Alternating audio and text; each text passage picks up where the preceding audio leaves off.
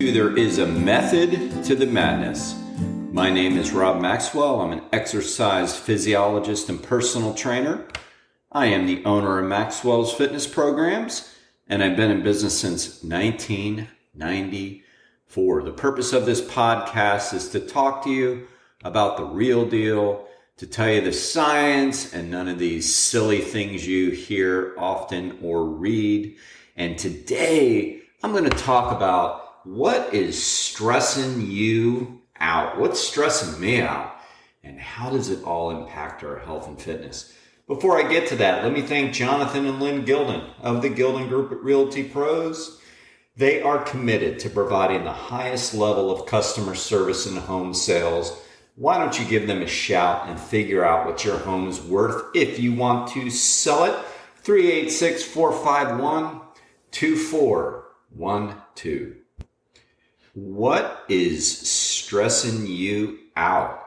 Or, man, you are stressing me out. I don't think we as a population completely grasp just how much stress is getting to us and just what the effect is on the body. If you live anywhere near the Daytona Beach area, you are familiar with what I call, and have called it for over 10 years, the Dunlawton Shuffle. Now, I'm sure you have a Dunlawton wherever you live if you don't live in the Daytona Beach area. I'm only speaking about where I'm from here. And when I check the old podcast statistics, I see people listen from all over. Got some Great Britain followers. That's pretty cool. Well, I'm pretty sure there's a Dunlawton Shuffle no matter where you live. So Dunlawton is the main road of Port Orange. It cuts basically from east to west. And man, let me tell you, it is a nightmare. You could be leaving the gym like I do, going down Williamson around 5 o'clock or something like that. That's the worst time. I might as well just schedule more clients later. Make a right out onto Dunlawton only to see that, old Marge in her nice little Kia is going about 20 miles an hour in that left-hand lane because eventually she's going to have to make a left turn in about, 3 miles. So she might as well sit there. And then the middle lane is full, so you can't get over there. And then in the far right lane, you have little Jimmy in his Hyundai, and it's all like revved out, trying to make it into the old supercars that we had as kids, and he's revving his engine. He's weaving in and out of traffic. So there's absolutely no way you can get around Marge, who is now down to 15 miles an hour. You just caught that light. You just caught it again.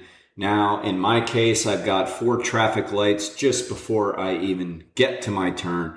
I caught number 1. This isn't going to be a great ride. Now, is it? You've got a Dunlawton somewhere where you live, and you know what I'm talking about. Well, finally the light turns green. Marge, takes off like, a turtle.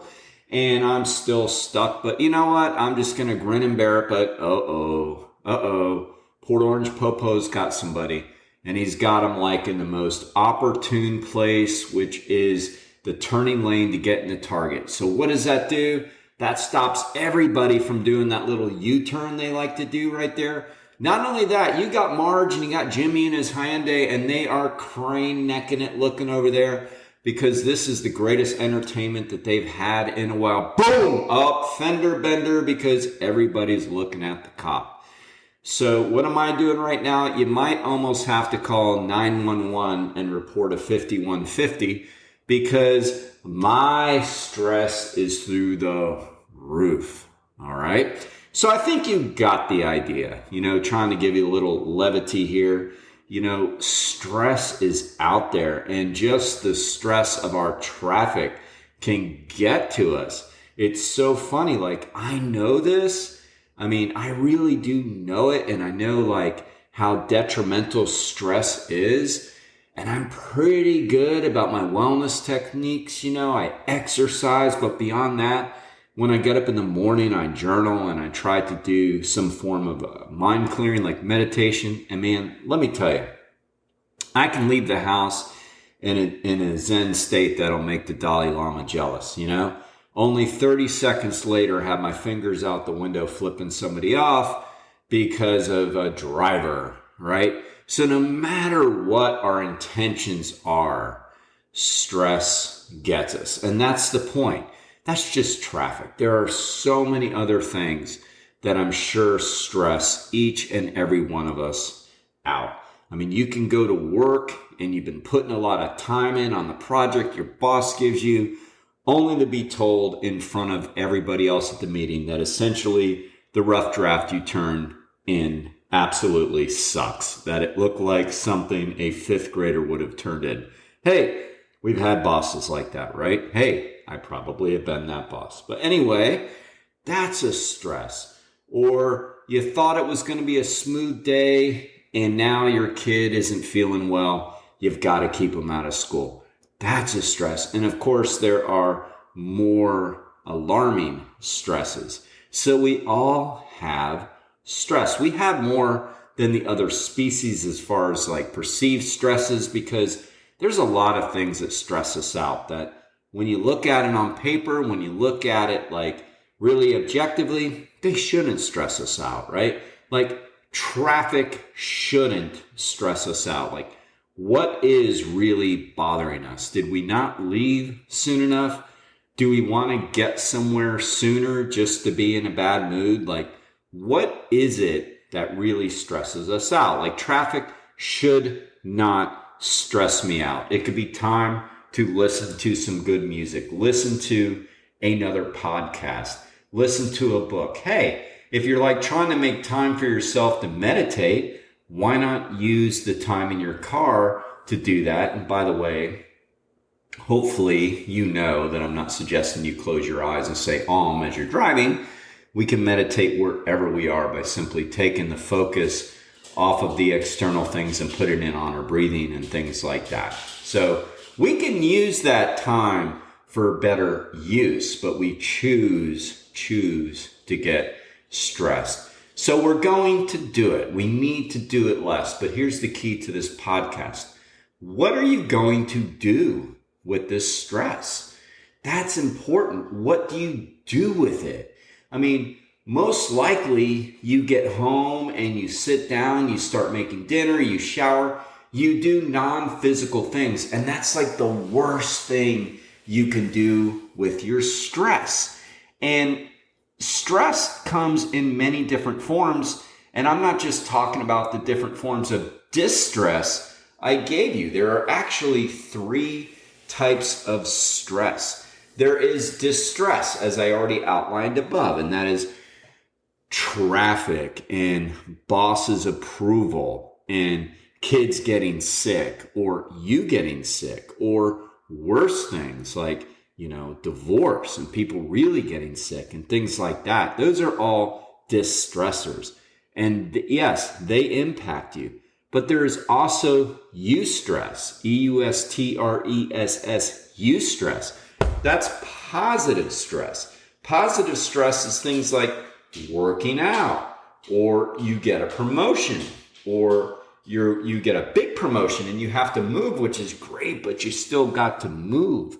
Getting married, your kids getting married. Like, those are all positives in our life. Graduating college, so we're switching what we've been doing for so long. Now we're moving into something else, the work world. It's all positive, but it's still stressful. The famous Hans Selye said that all stress adds up, whether it be good or bad. And then finally, there is what is called neustress, N-U-E-S-T-R-E-S-S. And that category is just there to stress me out, to piss me off, because when I was studying sports psychology and psychology in college, there wasn't such a thing, man. There was just stress, distress, and eustress, but they had to add another category just to stress us out. So what is it? It's neutral stress. Okay. You get the point. Stress adds up, all right? So how do we manage it? What do we do? Selye gave us the general adaptation syndrome process years and years ago. And basically the process is this: alarm, resistance, and exhaustion. That's how stress impacts us. And the first thing that might occur is the alarm. So stress always causes an alarm. Sometimes a big alarm, sometimes a little alarm, but it always causes an alarm. So an alarm might be a brake light right in front of you. Oh, little bit of stress, little bit of hormones, right? Flowing through the old blood system. A text. Oh man, I was hoping that person would quit texting me. Oh, there it is. They're back, hitting me up for money.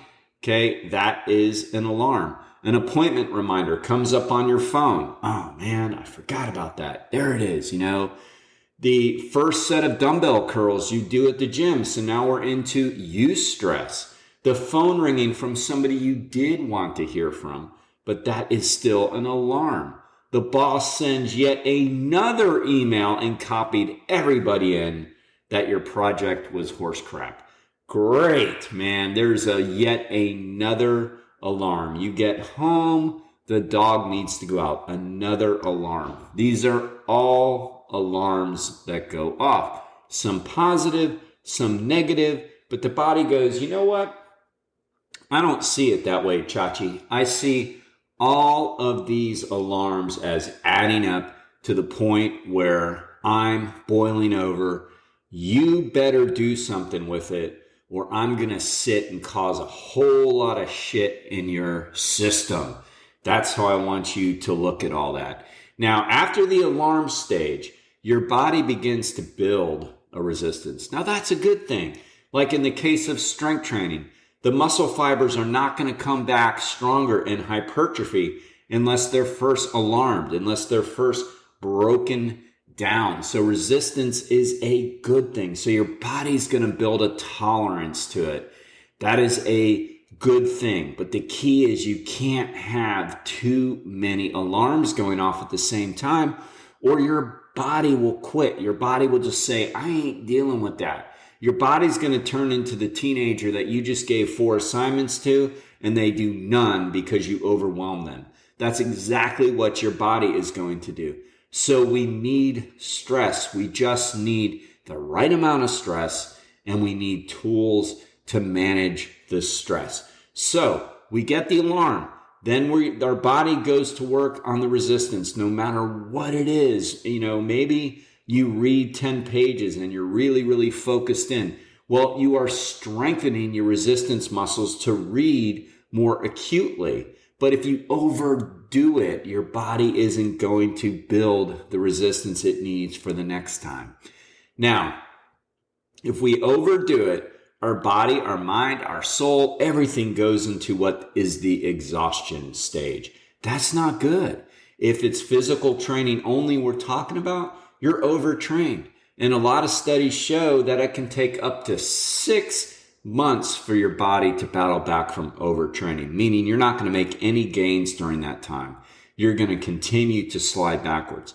If it's emotional stress, like, you've just been overwhelmed. You're going through a divorce. Your boss continues to insult you to the point where you finally get tired of it and quit your job. The Dunlop Shuffle just never seems to get better. And what do? They approve another project that there absolutely is no room for any more freaking cars. Can you tell that bothers me a little bit?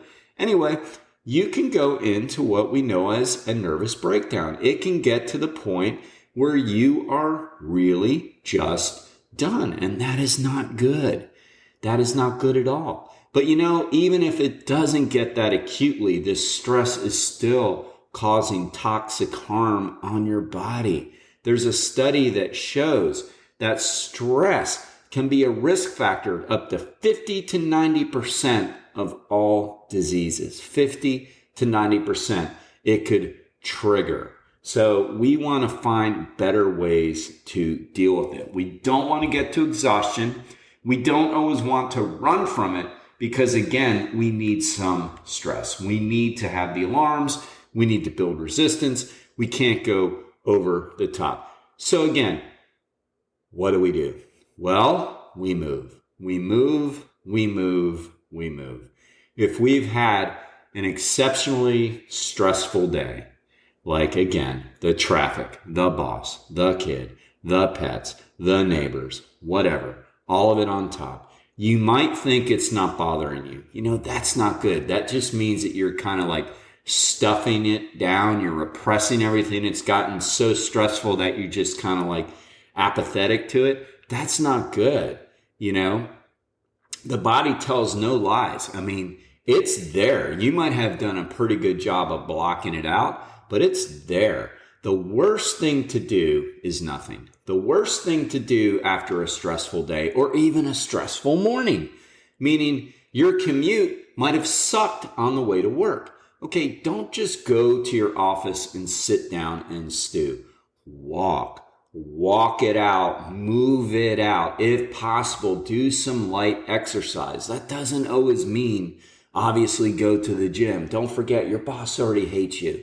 So it's not like you can just get to the gym stressed out and then go to the work gym. And by the way, I have some clients that have beautiful gyms at their facility. So that really is a thing. I wish there was more of it here in Florida, but hey, we're Florida. So no, I'm not suggesting that, but maybe, do some squats, walk around, take the long way to your desk, just take a couple laps around, move. It's worth it to your health to move. And maybe after you move a little bit and sit down and start to calm down a little bit, get up in 15 minutes.